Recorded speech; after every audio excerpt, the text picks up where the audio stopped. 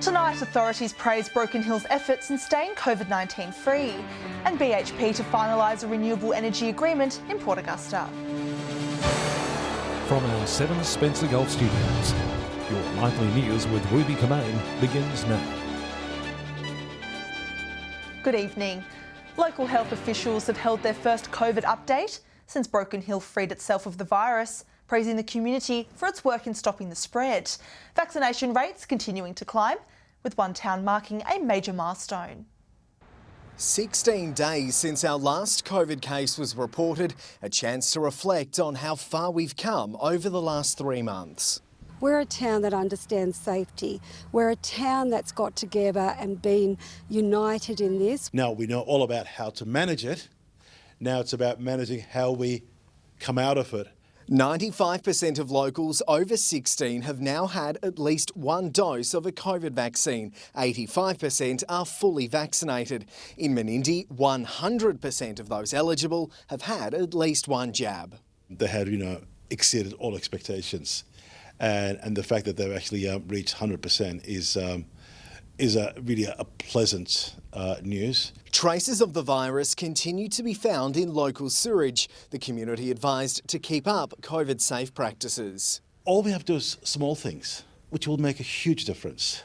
If you still maintain your, as much as you can, your social distancing, wear masks when you need to. Discussions between Health and the local Emergency Management Committee are ongoing in preparation for any surge in cases.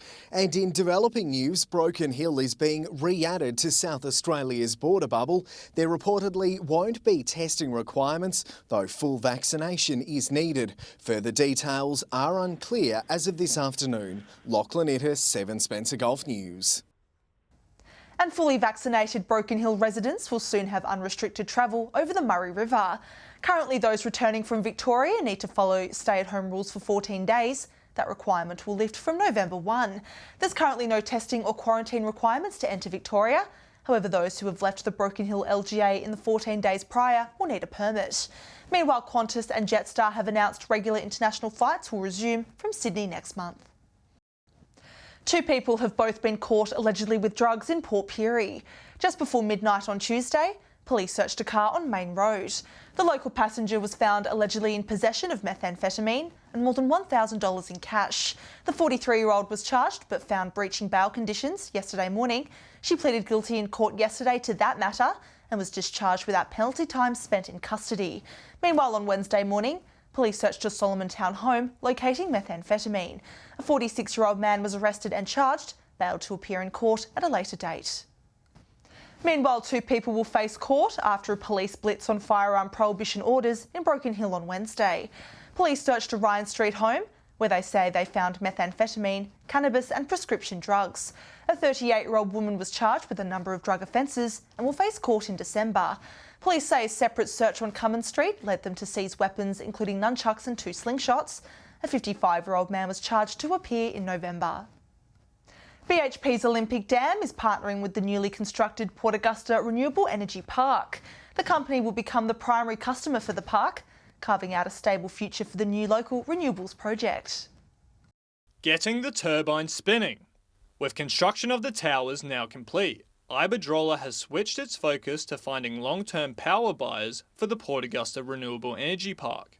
Industry giant BHP quickly coming to the party with a new energy supply arrangement for its Olympic Dam site. It's a significant milestone with regard to putting up the last of its 50 towers, but it's also reached a very significant milestone with regard to a contract to supply electricity to BHP's Olympic Dam mine. The Port Augusta Renewable Energy Park will become Australia's largest solar wind hybrid plant once it begins operation in July next year. Fantastic for Iberdrola to have invested in this project and have such an important key customer to take their electricity. Iberdrola says the agreement shows BHP's commitment to local and sustainable economic development. Significant investment is a key hurdle, but getting a very big, very reliable customer like BHP really cements the value of the investment. BHP's contract with Iberdrola, part of its shift to renewable energy. with Olympic Dam aiming to reduce its emissions to zero for 50% of its electricity consumption by 2025, based on current forecast demands. So very exciting for our local area, very exciting for BHP to be using approximately 50% renewable energy now into their very significant operation. Edward McCarroll, 7 Spencer Gulf News. Around 40 housing SA homes in Port Pirie are set to receive a much-needed upgrade as part of a multi-million-dollar program. It's hoped improvements to the homes will see a blood lead level reduction in young children. Another step towards reducing lead. The state government investing $2.5 million into a house-by-house program, upgrading 43 Housing SA properties in Port Pirie, aiming to reduce lead in children who reside at the homes. We've done 13 of them already, and very importantly, we're focusing on houses with children under 5 years old living in them, and for the ones that we've done already, we have seen a significant reduction in the lead in blood results. Each property individually assessed for works including sealing windows and doors, replacing carpet and vinyl, bare soil, mulching garden beds and even installing verandas. For mum Brookney, she says the upgrades have not only transformed her home, but have also reduced her son Hayes's blood lead levels by around 6 micrograms per decilitre, and she's confident his next test results will be even lower. That is exactly what we were determined to achieve. I can't tell you how good that is for those families and for everybody in Port Pirie to know that that work is actually providing the results that it needs to do. The Energy and Mining Minister, hopeful other families in Port Pirie will look at ways to reduce lead at their properties. But I can't stress enough how important it is for everybody else who has children under 5 years old to be doing similar things in their homes. Katrina Musson, 7 Spencer Gulf News. Still to come tonight, a Greens politician visits Port Lincoln over the proposed desalination plant, and a new ag-tech hub set to open on the Eyre Peninsula.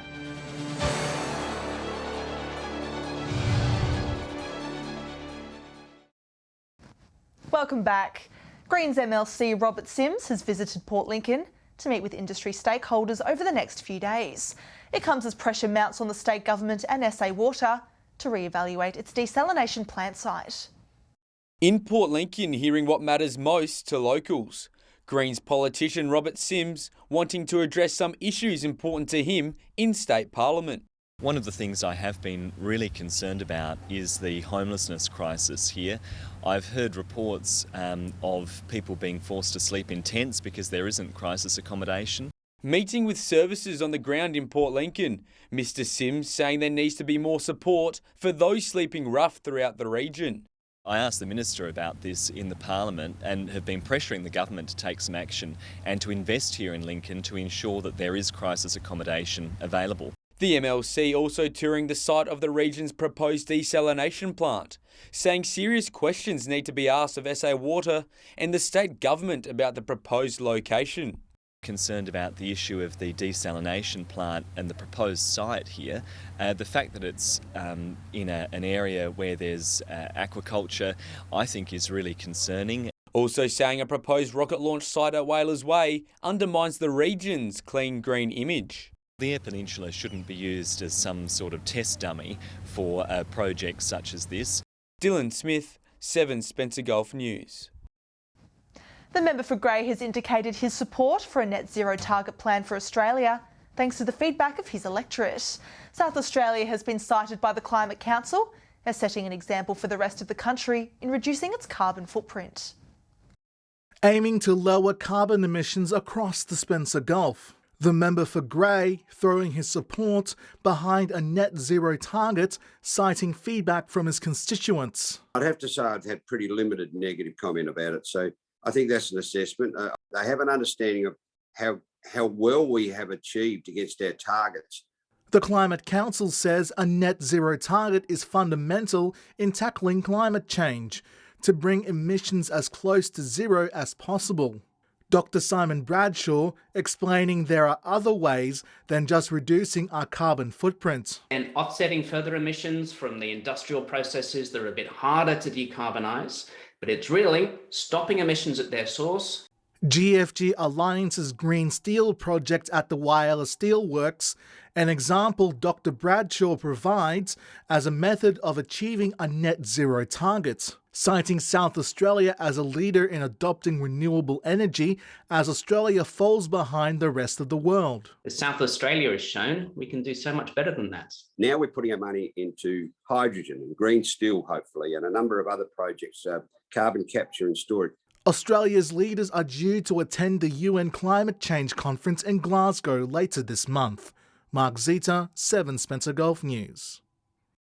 The state government is investing in 2 new ag-tech startup hubs in South Australia. A hub on the Eyre Peninsula will be in operation as part of the government's $7.6 million ag-tech program.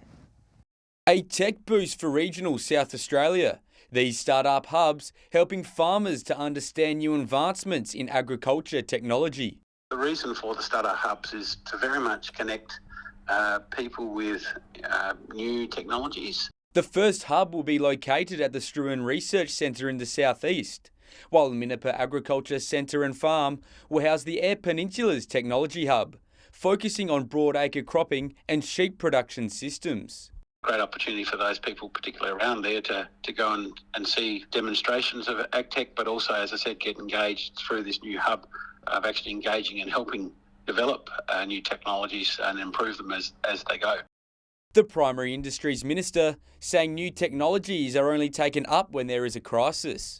We actually want to get past that. We want adoption to be just there as a regular thing, that there are new technologies out there. As farmers, we need to be taking those on board. Also saying South Australia is taking the lead in the ag-tech space, and there is tremendous opportunity and economic growth for the farming sector.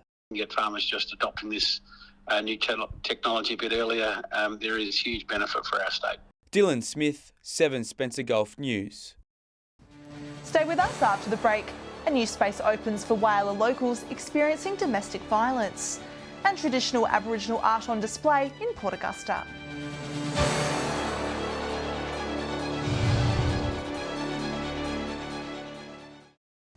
Hello again. Whyalla's domestic violence support services have been given a major boost with the opening of a safety hub in the city's east. The state government will open more of these hubs in regional South Australia, providing vulnerable people with much needed support. A major boost for domestic violence support services in the Steel City. The state's 7th Women's Safety Hub launched today at a formal event this morning. We really want to make sure that there are services available to women. Some women don't even know that what they're experiencing is domestic violence. An injection of $325,000 by the federal government during the COVID-19 pandemic, helping fast-track the opening of the facility. Another safety hub in Port Lincoln to be launched at a later date. It is a journey for lots of women, and ensuring that they get support when they need it along that journey is so important. The hub, operated by Centrecare SA, will provide information and referrals for DV support, in addition to police, family intervention and mental health services. CEO Dr. Jen Cleary emphasising the need in Whyalla. Taking steps to leave a violent relationship is a huge decision. It's fraught with uncertainty and the very real chance of further or escalating violent responses. If you or someone you know is experiencing family or domestic violence, please call 1-800-RESPECT. Mark Zita, 7 Spencer Gulf News. Port Pirie students are building new relationships with some senior citizens in a bid to connect while sharing their life stories. Over 8 weeks, students will interview the Helping Hand clients to create a life storybook. In an Australian first, these students are helping to bridge the generational gap. This is a really exciting project. We just love the idea of it. It's a really wonderful opportunity. Over the past 4 weeks, these Mid-North Christian College students have taken part in a new initiative with 6 Helping Hand clients. The senior citizens visit the school every Friday to share their life stories. The Year 9s will interview them and spend time building relationships with them, and then have a chance to share that back with them in the form of a book. For Joan Richardson, she says she always looks forward to the weekly visit. While we're giving out information, we're getting back information from them, and I'm finding it very, very exciting. It's important for the connections because it's helped break that COVID isolation that has restricted the clients getting out, and it helps create that group social activity that the clients really look forward to. Students say they're grateful for the opportunity. I think it's really valuable to have that sort of intergenerational connection with residents and to really develop empathy and to really find out more about the history and how life was like for others. Very nice experience. I would definitely do it again in the future if it ever come up. And there are hopes to see the project continue for years to come. We would really like it to expand into other schools and who knows, through the state. To see other students be able to have an opportunity like this would be huge. It'd be a great opportunity for the old people to talk about their experiences in life. Katrina Musson, 7 Spencer Gulf News. Impressive handmade ceramics depicting stories of travel and homeland have arrived in Port Augusta's Yata Pertley Gallery. The exhibition, described as an outstanding feature in a major festival of Aboriginal and Torres Strait Islander art. The works of one of South Australia's most influential visual artists on display in Port Augusta. This exhibition is part of the Tarnity Festival for 2021. It's an amazing exhibition by an artist from Ernabella Arts Centre. After years of working in crafts-based media, Mr. Carroll's various paintings and ceramics have been gathered together for the installation. The exhibition, now a tale of legacy. Only weeks after its opening, the artist passed away peacefully, surrounded by his family. His powerful body of work quickly garnering a national tour. There's also an installation of a documentary of him going out on country, visiting his country that he hasn't seen since he was 19 years old. His 138-page monograph and documentary, highlighting how the sudden death of his parents, his years in healthcare, and how his connection with country influenced his artwork. And there is a couple of ceramic bowls that he has paid homage to that area as well, and that area is his father and grandmother's country. The council excited by the potential wave of tourists this new installation may bring to the city. And this high calibre exhibition has significantly increased the number of our art out-of-town visitors. Edward McCarroll, 7 Spencer Gulf News. Stay with us after the break.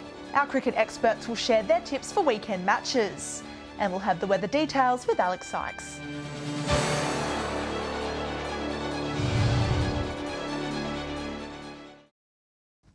Welcome back. With cricket in full swing across the Spencer Gulf, let's hear from our experts with their tips for the weekend.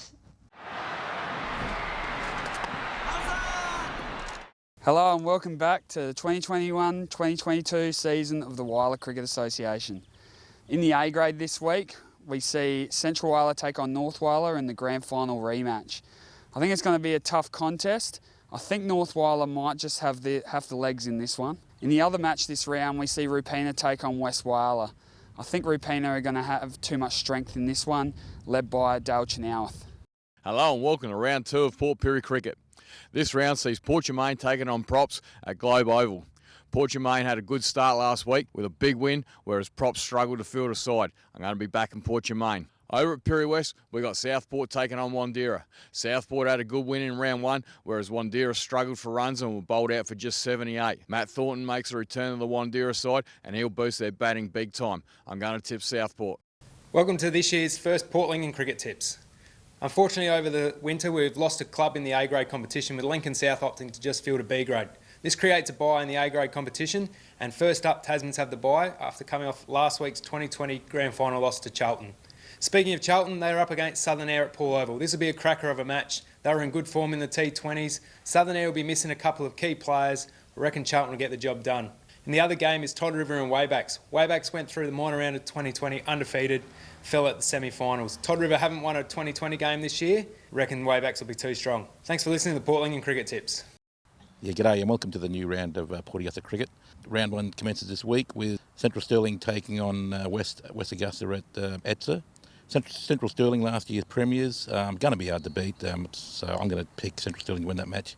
The other match sees Corn take on South Augusta in Corn. This should be another good match. Both sides have been top of the table in the last few years. Just due to home ground advantage, I'm going to go with Corn to beat South Augusta. So there are my two winners, Central Stirling and Corn.